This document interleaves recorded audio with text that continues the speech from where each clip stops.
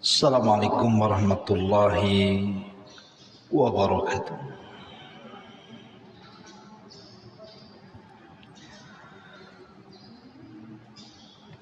Alhamdulillah, wassalatu wassalamu ala Rasulillah wa ala alihi wa sahbihi wa mawalah wa la hawla wa la quwata illa billahi wa ba'du.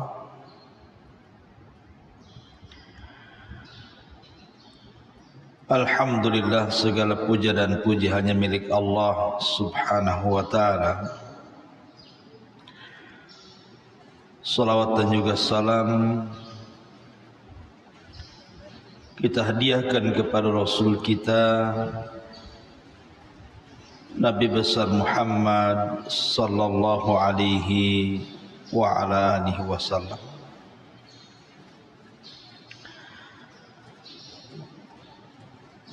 Alhamdulillah, di pagi menjelang siang ini kita bisa duduk untuk bertolabul ilmi.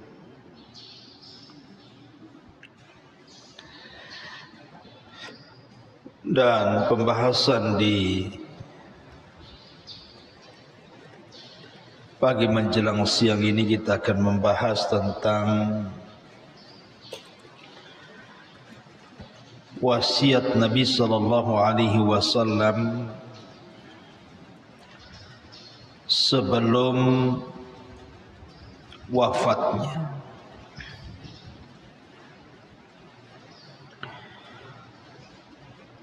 Tentu wasiat yang dikemukakan sebelum wafat ini bukan wasiat biasa,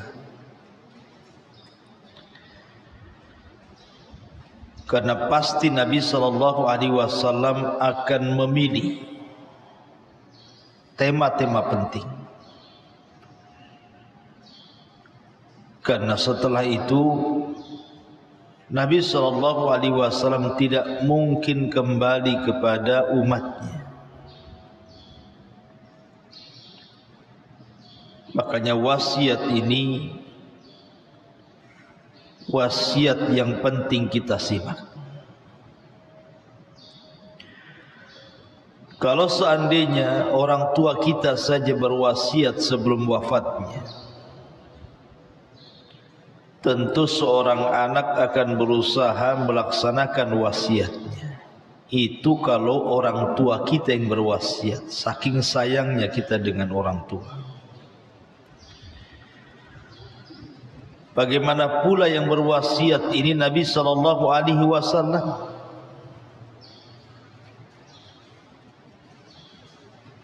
Yang telah membimbing kita dari kegelapan menuju cahaya.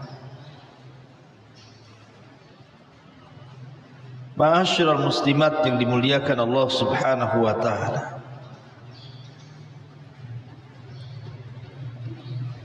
sembilan hari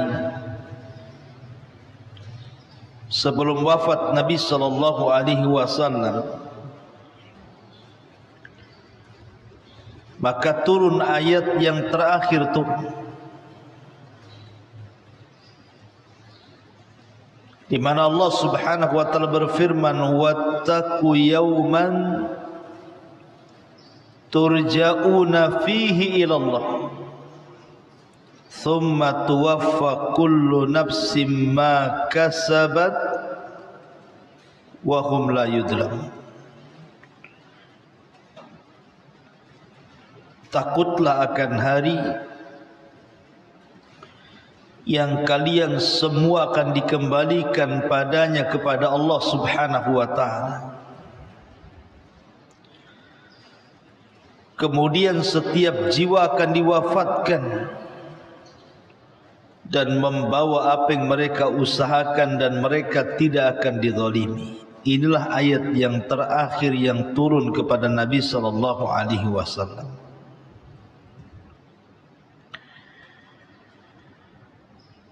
Maka di waktu yang sama Nabi SAW kemudian menziarahi kuburan Uhud.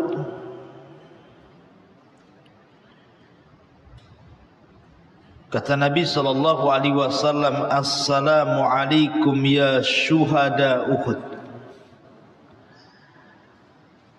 antum sabiqun wa inna insyaallah bikumul lahikun.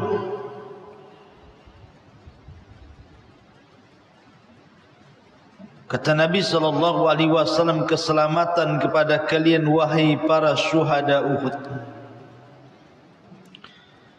dan kami pun pasti akan menyusul kalian.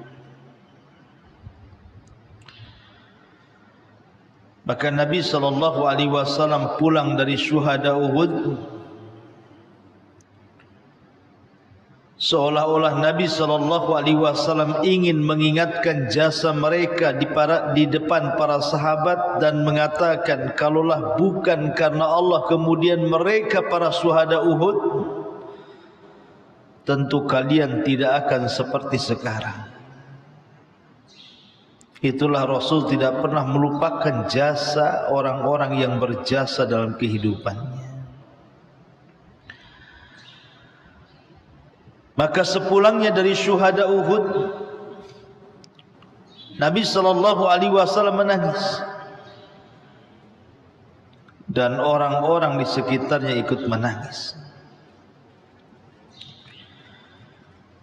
Kemudian kata Nabi SAW, Ashfaqtu li ikhwani, aku rindu berjumpa dengan saudara-saudaraku. Sahabat heran dan mengatakan, awalasna ikhwanuka ya Rasulullah, Rasul, bukankah kami saudara-saudara engkau? Maka Nabi SAW mengatakan, la antum ashabi, engkau sahabat-sahabatku,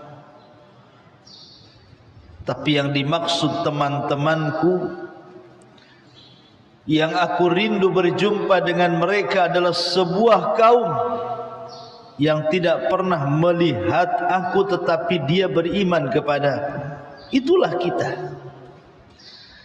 Tidak pernah melihat Rasul tapi dirindukan Nabi SAW.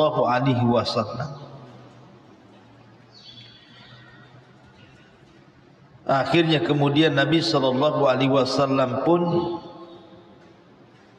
setelah sampai bahkan 3 hari sebelum wafat Nabi SAW, Nabi merasakan sakit luar biasa. Ada yang mengatakan bahwa Nabi SAW merasakan racun yang pernah dimakannya ketika perang Khaybar. Ketika ada seorang Yahudi namanya Zainab bintul Harith meletakkan racun di makanan Rasul dan sempat tertelan Nabi. Itulah yang menyebabkan Nabi SAW terasa sakit dari bekas racun itu. Kemudian Rasul demam dengan demam yang hebat, yang tidak pernah dialami demam ini oleh siapapun. Maka Nabi SAW ketika itu berada di rumah Maimunah radhiyallahu anha. Maka Nabi SAW mengatakan, ijma'u zaujati, kumpulkan seluruh istri-istriku. Maka berkumpullah seluruh istri-istri Nabi SAW. Kemudian Nabi SAW mengatakan, ata'dhanuni li an umarrad fi baiti Aisyah. apakah kalian mengizinkan wahai istri-istriku agar aku dirawat di rumah Aisyah radhiyallahu anha? Maka seluruh istri-istri Nabi sallallahu alaihi wasallam mengatakan, na'dzanu laka ya Rasulullah, tentu wahai Rasul kami izinkan. Maka akhirnya kemudian Ali radhiyallahu an, Fadl ibn Abbas radhiyallahu an datang kemudian memapah Nabi sallallahu alaihi wasallam dari rumah Maimunah menuju rumah Aisyah radhiyallahu anha. Ketika Nabi sallallahu alaihi wasallam dipapah oleh Ali dan Fadl dari kamar Maimunah menuju kamar Aisyah radhiyallahu anha, para sahabat Nabi sallallahu alaihi wasallam melihat kondisi Rasul. Dalam sekejap saja menyebarlah berita tentang sakit parahnya Nabi sallallahu alaihi wasallam. Akhirnya kemudian datanglah para sahabat dari mana-mana ingin melihat kondisi Nabi sallallahu alaihi wasallam ini 3 hari sebelum wafatnya. Akhirnya seluruh para sahabat numplak di Masjid Nabawi. Mereka ingin melihat kondisi Nabi sallallahu alaihi wasallam. Ketika Nabi sallallahu alaihi wasallam berada di rumah Aisyah radhiyallahu anha, mulailah kemudian hiruk pikuk para sahabat yang bising dari dalam masjid, masuk pula suara-suara itu ke kamar Aisyah radhiyallahu anha. Kemudian Nabi sallallahu alaihi wasallam bertanya kepada Aisyah, suara apa ini? Maka Aisyah radhiyallahu anha mengatakan, itu suara sahabat-sahabatmu yang merindukan dirimu wahai Rasul. Seolah-olah mereka khawatir dengan kondisimu. Ketika itu Nabi sallallahu alaihi wasallam mengatakan kepada Ali dan Fadl, papah aku ingin bicara dengan sahabat-sahabatku. Maka Nabi sallallahu alaihi wasallam pun dipapah oleh Ali dan Fadl, kemudian naik ke atas mimbar. Karena Rasul tidak sanggup berdiri karena lemahnya badan dan fisik beliau, beliau hanya bisa duduk sambil berceramah. Dan itu akhir dari khutbah Rasul, akhir dari wasiat-wasiat Nabi sallallahu alaihi wasallam. Maka Nabi sallallahu alaihi wasallam mengatakan, ayyuhan nas ka'annakum takhafuna alayya, wahai manusia, seolah-olah kalian mengkhawatirkan akunya. Faqalu na'am ya Rasulullah. Sahabat mengatakan, tentu wahai Rasul, kami semua mengkhawatirkan engkau. Maka Nabi sallallahu alaihi wasallam mengatakan, ayyuhan nas mau'idukum ma'i laysa dunya, mau'idukum ma'i indal haudi, wallahi laka-anni anzur ilaihi min maqami hadha. Kata Nabi sallallahu alaihi wasallam, kenapa kalian harus khawatir dengan kondisiku? Bukankah pertemuan kita bukan di dunia, kata Rasul. Ingat, pertemuan kita bukan di dunia. pertemuan kita kelak di telagaku di akhirat. Dan aku sudah melihat dari tempatku ini tempat pertemuan kita di telagaku. Maka Nabi SAW mengatakan, ayyuhan nas, mal faqra ahsya alaikum, walakinni ahsya alaikumud dunya an tanafasuha kama tanafasal ladzina min qablikum fatuhlikakum kama ahlakatuhum. Mulailah Nabi SAW memberikan wasiatnya dan mengatakan, wahai manusia, kefakiran bukan yang aku khawatirkan menimpa kalian,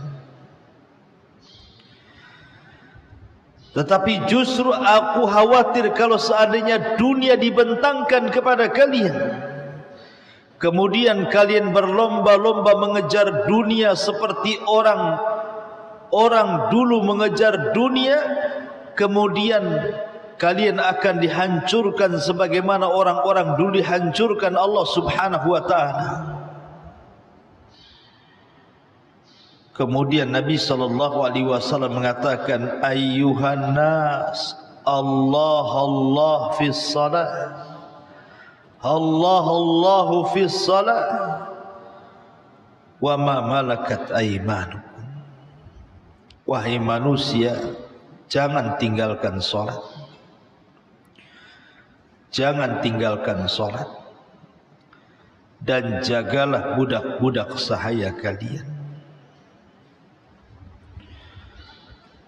Kemudian Nabi SAW mengatakan, ayyuhan nas, ittaqullaha fin nisa, ittaqullaha fin nisa, usikum bin nisa'i khairah. Wahai manusia, jaga oleh kalian pasangan-pasangan kalian, istri-istri kalian, dan aku wasiatkan kalian berbuat baik kepada istri-istri kalian. Kemudian Rasul mengatakan, ayyuhan nas, inna abdan khayyarahu Allah baina dunya wa baina ma indallah fakhtara ma indallah. Wahai manusia, ada seorang hamba diberikan pilihan oleh Allah Subhanahu wa ta'ala untuk diberikan usia yang panjang sehingga dia bisa hidup senang di dunia dengan janji yang Allah Subhanahu wa ta'ala berikan di sisinya. Maka hamba itu memilih janji yang akan diberikan di sisi Allah dibandingkan kenikmatan dunia. Sampai di sini tiba-tiba Abu Bakar menangis. Abu Bakar menangis terseduh-seduh. Kemudian para sahabat Nabi SAW melirik Abu Bakar,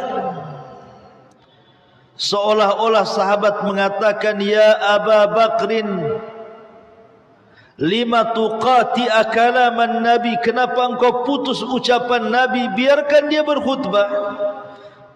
Kenapa engkau memutus kalam Nabi dengan menangismu yang keras dan mengatakan, fadainaka bi abaina, fadainaka bi ummahatina, fadainaka bi auladina wa bi azwajina wa bi amwalina. Ya Rasulullah, Rasul,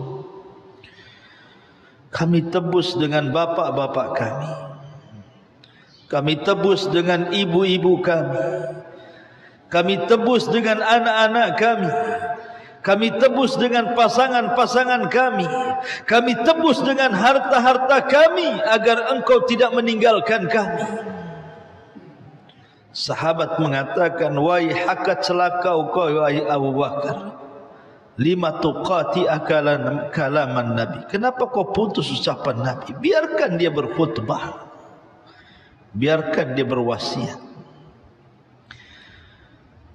Tetapi Abu Bakar paham. Itulah kelebihan Abu Bakar yang tidak dimiliki sahabat yang lainnya. Ketika Nabi SAW mengistilahkan ada seorang hamba dipilih dunia dan akhirat, kemudian hamba ini memilih akhirat, Abu Bakar paham siapa hamba dalam khutbah Rasul ini. Abu Bakar paham itu adalah Nabi SAW. Rasul mengistilahkan seorang hamba padahal mengistilahkan dirinya, dan itu tidak dipahami para sahabat. Sehingga kemudian ketika Abu Bakar terus bicara dan manusia terus mengkritik Abu Bakar Siddiq radhiyallahu an untuk tidak bicara, maka Nabi SAW mengatakan, da'u Abu Bakrin yatakallam, kata Rasul. Biarkan Abu Bakar bicara, tak usah dihalang-halangi. Demi Allah, kata Nabi SAW, pintu masjid ini tertutup untuk kalian kecuali Abu Bakar Siddiq radhiyallahu anhu. Kebaikan kalian sudah kubalas, kata Rasul, kecuali kebaikan Abu Bakar hanya Allah yang bisa membalasnya. Biarkan dia bicara, biarkan dia bicara. Ma'asyiral muslimat yang dimuliakan Allah Subhanahu wa taala.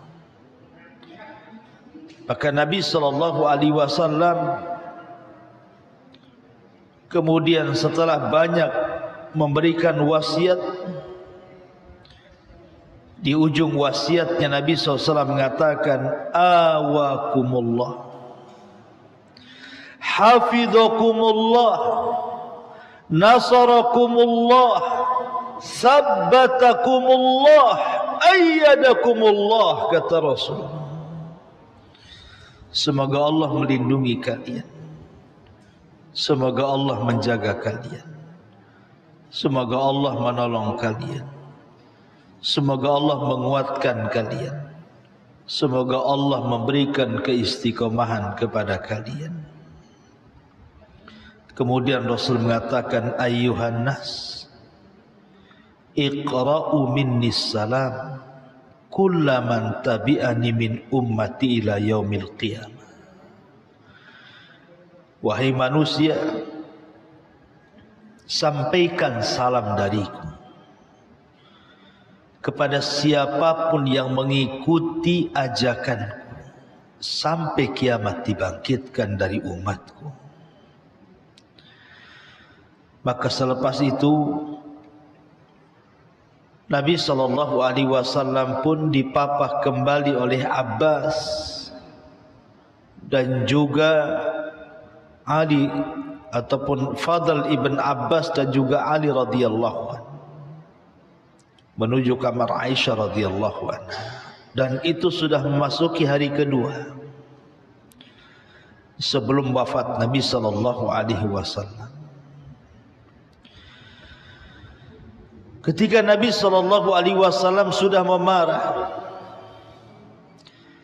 datanglah Fatimah radhiyallahu anha menjenguk ayahnya dan mengatakan, ya karba abad, duhai kasihan dirimu hai ayah, betapa kau merasakan sakit yang luar biasa. Tapi Nabi SAW mengatakan, ya Fatimah, setelah hari ini tidak akan ada lagi rasa sakit bagi bapakmu.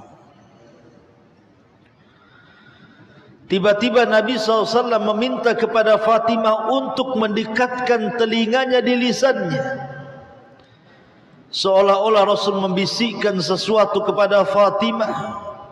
Tiba-tiba Fatimah kemudian menangis.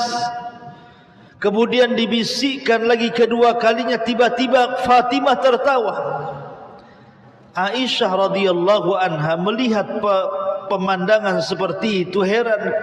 Mana bisa orang bisa mencampur adukan antara tertawa dan menangis dalam satu waktu.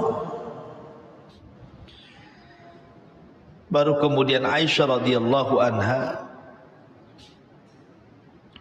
setelah wafatnya Nabi sallallahu alaihi wasallam bertanya kepada Fatimah, "Ya Fatimah, apa yang dibisikkan Nabi saat menjelang wafatnya Rasul kepadamu? Aku lihat dalam bisikan pertama kau menangis, dalam bisikan kedua kau tertawa pula." Maka Fatimah radhiyallahu anha mengatakan, "Adapun menangis, karena Rasul sallallahu alaihi wasallam mengatakan bahwa aku adalah orang yang pertama menyusul kematiannya.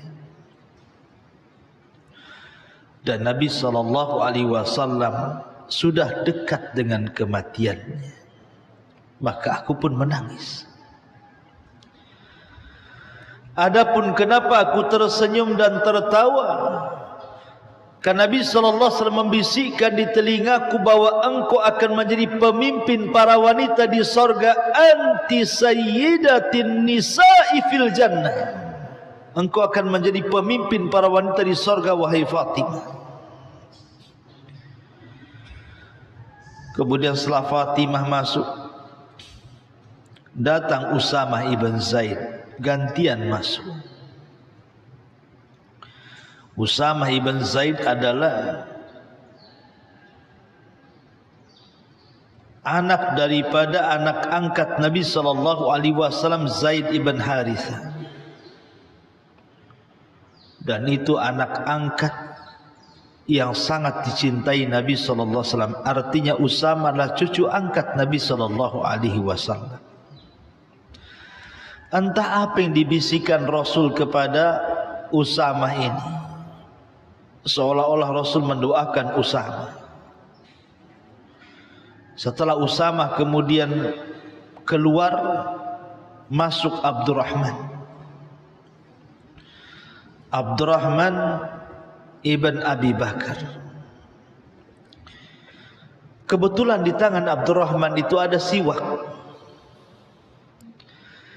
Tiba-tiba pandangan Nabi sallallahu alaihi wasallam tertuju dengan siwak. Rasul tidak bisa bicara karena tidak sanggup bicara.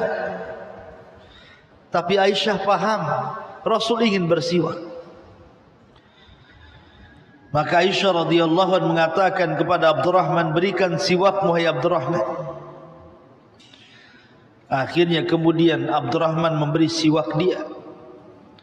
Kemudian Aisyah pun memotongnya dan membersihkannya, kemudian melembutkannya dengan bibirnya, dengan giginya, sehingga ludah Aisyah terdapat di ujung siwak yang akan disiwakkan kepada Nabi. Kemudian Nabi sallallahu alaihi wasallam pun bersiwak. Kata Aisyah radhiyallahu anha, "Demi Allah, aku tidak pernah Rasul bersiwak seindah itu," katanya. Setelah Nabi sallallahu alaihi wasallam bersiwak, kemudian Nabi sallallahu alaihi wasallam meminta semua yang ada di rumah itu keluar. Istri-istrinya, anak-anaknya, kecuali Aisyah radhiyallahu anha yang berada dalam kamar itu. Dan itu hari terakhir wafatnya Nabi. Nabi berada di pangkuan Aisyah radhiyallahu anha. Kemudian tiba-tiba pintu diketuk. Rupanya yang datang adalah malaikat Jibril.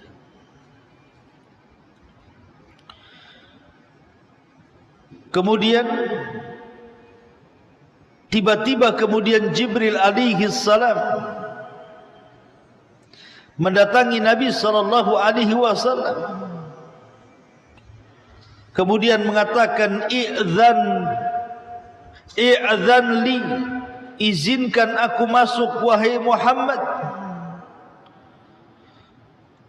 Maka kemudian Rasul mengatakan, "Iya, silahkan masuk." Rupanya Jibril bersama malakul maut. Kemudian Jibril mengatakan, "Ya Muhammad, aku datang dengan malakul maut. Assalamu alayka ya Rasulullah. Keselamatan bagi engkau wahai Rasulullah. Arsalanillah ukhayyiruka bainal baqa'i fid dunya wa baina an talhaqa billahi azza wa jalla." Kata Jibril, "Wahai Muhammad, Allah mengutusku untuk memberikan pilihan kepadamu. Apakah engkau ingin tinggal di dunia selamanya, ataukah ingin berjumpa dengan Rabbmu Allah subhanahu wa ta'ala?" Maka Nabi SAW mengatakan, "Balir rafiqil a'la, balir rafiqil a'la." Sambil menunjukkan telunjuknya ke langit dan mengatakan, "Balir rafiqil a'la, balir rafiqil a'la." Kata Syekh Albani rahimahullahu ta'ala, rafiqil a'la maksudnya para malaikat. Aku ingin bersama para malaikat, maksudnya ke langit. Dicabut nyawanya. Maka kemudian malaikat maut mulai duduk di samping Rasul di arah kepala Nabi sallallahu alaihi wasallam. Mulailah kemudian malakul maut ini memanggil-manggil ruh Nabi sallallahu alaihi wasallam untuk keluar dari jasadnya dan mengatakan, "Ayyatuhar ruh at-tayyibah, ruh Muhammad ibn Abdullah, ukhruji ila ridham minallahi wa ridwan wa rabbin aradin ghairi ghadban." Wahai ruh yang baik, wahai ruh yang suci, ruh Muhammad ibn Abdullah, keluarlah kepada keridhaan Allah subhanahu wa ta'ala. Engkau akan berjumpa dengan Rabb yang redha dan tidak pernah murka. Maka ketika itu Nabi SAW berada di pangkuan Aisyah radhiyallahu anha. Tiba-tiba ruh Rasul SAW mulai dicabut malakul maut. Kemudian pelan-pelan ruh itu keluar dari jasadnya. Tiba-tiba jatuhlah tangan Nabi SAW lunglai karena sudah tidak ada ruh di badannya. Dan Rasul pun sudah tidak bergerak lagi, alias meninggal dunia menghadap Allah subhanahu wa ta'ala. Ketika itu Aisyah radhiyallahu anha melihat kondisi Nabi SAW sudah tidak bisa bergerak, digoyang-goyang, dipanggil-panggil, sudah ada tidak ada respon lagi. Dari situ Aisyah tahu bahwa Nabi SAW sudah meninggal dunia. Maka Aisyah radhiyallahu anha dengan berat suara, dengan sedih hati, tidak sanggup untuk menghadapi kenyataan. Dia hanya bisa berdiri untuk meraih pintu yang menyambungkan kamar dia ke Masjid Nabawi yang sudah berkumpul banyak para sahabat Rasul di situ. Mereka tidak tahu apa yang terjadi. Tiba-tiba Aisyah radhiyallahu anha mengatakan, "Mata Rasulullah, mata Rasulullah, mata Rasulullah, mata Rasulullah." Rasulullah sallallahu alaihi wasallam sudah meninggal dunia. Rasulullah sallallahu alaihi wasallam sudah meninggal dunia. Ketika mendengar informasi dari Aisyah radhiyallahu anha, seolah-olah petir datang di siang hari, menghantam gendang-gendang telinga para sahabat. Percaya atau tidak percaya. Tiba-tiba kemudian Ali radhiyallahu anhu tidak sanggup berdiri, langsung lemas. Utsman ibn Affan seperti anak-anak menengok ke kanan dan ke kiri. Umar radhiyallahu anhu emosi, pulang dia ke rumahnya, mengambil pedang. Tiba-tiba berteriak di hadapan manusia, siapa yang mengatakan Muhammad sudah mati, ku penggal lehernya. Karena kecintaannya Umar kepada Nabi SAW melebihi dirinya sendiri. Sampai-sampai dia berteriak-teriak dengan mengatakan, barang siapa yang mengatakan Muhammad sudah mati, ku penggal lehernya. Ingat, Muhammad itu tidak mati. Dia sedang berpulang kepada Rabbnya hanya 40 hari dan akan kembali untuk mematahkan tangan dan kaki orang-orang munafik. Subhanallah. Semua para sahabat ketika itu merasa sedih. Mereka tidak tahu apa yang harus mereka lakukan. Setelah mereka ditinggal Nabi SAW, kira-kira kehidupan mereka seperti apa? Tampillah Abu Bakar Siddiq radhiyallahu anhu, Siddiqul Akbar. Abu Bakar Siddiq radhiyallahu anhu berusaha menenangkan manusia. Ketika sampai di lokasi Masjid Nabawi, dia melihat Umar sedang sesumbar-sumbar berteriak-teriak kayak orang gila. Kata Abu Bakar, uskut ya Umar. Bisa diam enggak wahai Umar? Tapi Umar tak bisa diam. Terus sesumbar-sumbar mengancam-ngancam, siapa yang mengatakan Muhammad mati, ku penggal lehernya. Akhirnya Abu Bakar meninggalkan Umar, langsung masuk ke kamar Aisyah radhiyallahu anha, ke kamar putrinya Aisyah. Dilihatnya Nabi SAW sudah terbujur kaku dan terbaring dan ditutup dengan kain. Maka Abu Bakar Siddiq radhiyallahu anhu mulailah kemudian menyingkap wajah Nabi, kemudian mencium kening Nabi, kemudian mengatakan, tibta anta ya Rasulullah hayyan wa mayyitan. Kata Abu Bakar Siddiq radhiyallahu anhu, kondisimu teramat sangat baik wahai Rasul, baik kau keadaan hidup ataupun mati. Maka Abu Bakar pun kemudian menutup wajah Rasul, kemudian masuk ke Masjid Nabawi. Dia berusaha menenangkan para sahabat, menenangkan Umar yang terus berteriak-teriak, tapi juga tidak mau berhenti juga. Akhirnya kemudian Abu Bakar naik ke atas mimbar dan mengatakan di hadapan manusia, ya ayyuhan nas, man kana minkum ya'budu Muhammadan fa inna Muhammadan qad mat. Siapa di antara kalian yang masih menyembah Muhammad, Muhammad sudah mati. Wa man kana ya'budullah fa innallaha hayyun la yamut.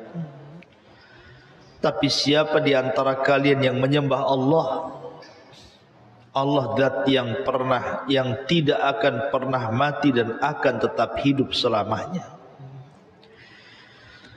Kemudian Abu Bakar membacakan ayat wa ma Muhammadun illa rasulun qad khalat min qablihi rusul. Afa imma ta'au kutilang qalabtum ala aqabikum wa man yanqalib ala akibaihi falan yadurrallaha syai'a wa sayajzillahu syakirin. Tidaklah Muhammad itu melainkan Rasul sama dengan Rasul-Rasul sebelumnya. Apakah kalau dia terbunuh atau mati kalian akan murtad ke belakang pundak kalian? Barang siapa yang murtad kembali setelah sepeninggal Nabi, maka itu tidak memadaratkan Allah sedikit pun, karena Allah hanya membalas orang-orang yang bersyukur kepadanya saja. Kata Abdullah ibn Abbas dan sahabat yang lainnya, demi Allah, ketika ayat itu dibacakan Abu Bakar, seolah-olah ayat itu baru turun mengingatkan tentang kematian Nabi sallallahu alaihi wasallam. Padahal ayat ini sudah turun sejak lama. Akhirnya Nabi sallallahu alaihi wasallam meninggal tepat di hari Senin. Itulah hari meninggalnya Nabi sallallahu alaihi wasallam, hari Senin di waktu duha. Tanggal 12 bulan Rabiul Awal tahun 11 Hijriah. Nabi sallallahu alaihi wasallam meninggal di hari Senin waktu duha. Dan sahabat terus menyolatkan Nabi sallallahu alaihi wasallam sampai 3 hari. Jasad Nabi sallallahu alaihi wasallam belum dikubur. Baru setelah hari Rabunya Nabi sallallahu alaihi wasallam dikebumikan persis di kamar Aisyah Ummul Mukminin radhiyallahu anha. Inilah sekelumit kisah yang dikisahkan oleh ahli sejarah tentang wafatnya Nabi sallallahu alaihi wasallam dan wasiat Nabi sallallahu alaihi wasallam. Sebenarnya banyak wasiat yang diwasiatkan Nabi sallallahu alaihi wasallam sebelum wafatnya. Di antaranya yang pertama, tadi saya sudah katakan, Nabi sallallahu alaihi wasallam mengkhawatirkan umatnya tentang terbukanya dunia di tengah mereka.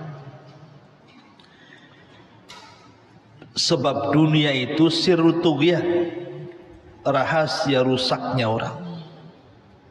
Makanya Rasul mengatakan, bukanlah kefakiran yang aku takutkan, justru dunia yang aku takutkan kepada kalian. Rasul mewanti-wanti soal bahaya dunia. Ini yang pertama. Yang kedua, Nabi SAW mengingatkan persoalan solat. Kata Rasul, as-salatu salat wa ma malakat aimanukum, jaga oleh kalian solat, jaga oleh kalian solat dan hamba-hamba sahaya kalian. Jangan pernah meninggalkan solat. Terutama ibu-ibu, jangan meremehkan solat. Kalau sudah ada tanda-tanda nih mau dekat-dekat keluar haid, jangan mengakhir-akhirkan waktu solat. Kan ibu tahu kebiasaan haid kan, entah di akhir bulan, nih bentar lagi mau tanggal-tanggal gini mau keluar haid nampaknya nih. Kalau sudah tahu bu tanda-tanda akan keluar haid, jangan mengakhir-akhirkan solat. Karena dikhawatirkan ketika kemudian ibu mengakhir-akhirkan solat, kemudian mau solat tiba-tiba haid, ibu sengaja meninggalkan solat namanya. Maka jaga solat, karena solat itulah yang membedakan kita dengan orang kafir. Selama kita solat, kita mukmin. Ketika kita meninggalkan solat, bisa terancam dengan kekafiran. Karena tidak ada amalan yang ditinggalkan sampai kepada tingkat kekufuran di mata para sahabat selain daripada salat. Kemudian yang ketiga, Nabi SAW mengingatkan soal Al-Quran dan Sunnah. Kata Nabi SAW, taraktu fikum amrayn lan tadillu ma tamassaktum bihima kitab Allah wa sunnati. Aku wasiatkan kepada kalian dengan dua perkara yang kalau kalian berpegang dengan keduanya tidak akan sesat selamanya. Al-Quran dan sunnah Nabi SAW. Karena keduanya adalah pelita umat yang bisa menyelamatkan kita di dunia dan akhirat. Kemudian yang keempat, Nabi SAW mengingatkan soal bahaya kesyirikan dengan melaknat orang-orang Yahudi dan Nasrani yang menjadikan kuburan-kuburan para nabi mereka dijadikan tempat ibadah. Kata Nabi SAW, la'natullah 'alal yahudi wan nasara alladzina ittakhadhu qubur anbiya'ihim masajid. Laknat Allah kepada orang-orang Yahudi dan Nasrani yang telah mengambil kuburan-kuburan nabi mereka jadikan tempat sujud. Rasul ingatkan soal kesyirikan. Jangan sampai kita meminta-minta kepada selain Allah, meminta-minta kepada kuburan walaupun itu kuburan soleh, kuburan orang soleh. Kita tidak boleh meminta-minta kepada kuburan. Idza sa'alta fas'alillah wa idza sta'anta fasta'in billah. Kalau minta, minta langsung kepada Allah. Kalau minta pertolongan, minta langsung pertolongan kepada Allah Subhanahu wa taala. Kemudian Nabi SAW meminta yang kelima, meminta agar dikeluarkan seluruh orang-orang musyrik dari jazirah Arab. Kata Nabi SAW, usikum bisalasin. Aku wasiatkan kalian dengan tiga perkara. Akhrijul musyrikina min jaziratil Arab. Aku perintahkan keluarkan orang-orang musyrik dari jazirah Arab. Yang kedua, wa ujizu al-wafda binahwi ma kuntu ujizuhum bihi. Dan yang kedua, terima dan perlakukan para utusan duta-duta yang datang dari daerah atau negara-negara lain yang datang kepada kalian sebagaimana aku menerima dan memperlakukan mereka semuanya duta-duta tersebut. Qala wa anis sadisati. Adapun yang ketiga, kata rawi hadis, aku lupa. Tapi itulah wasiat Nabi SAW. 5 wasiat yang diajarkan Nabi SAW sebelum wafatnya Nabi SAW. Tentu banyak lagi. Ini hanya ringkasan yang saya sampaikan pada pagi menjelang siang ini, hanya sebagai pengetahuan sekelumit tentang sejarah Nabi SAW, akhir wafatnya Rasul, dan wasiat Nabi SAW atau wasiat akhir Rasul kepada kita umatnya. Wallahu a'lam bishawab. Mudah-mudahan ada manfaatnya. Silahkan sebelum saya tutup, kalau ada yang bertanya silahkan.